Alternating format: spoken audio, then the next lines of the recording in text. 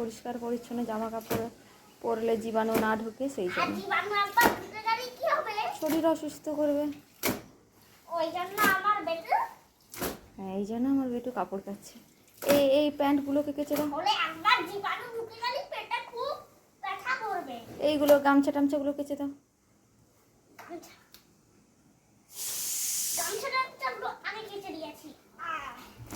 একটা একটা করে কাচ, কতগুলো একসঙ্গে কাচতে পারবি না?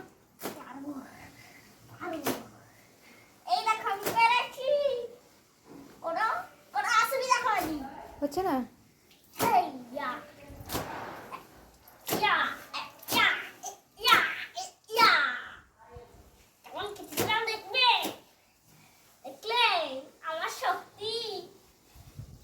খুব শক্তি তোমার?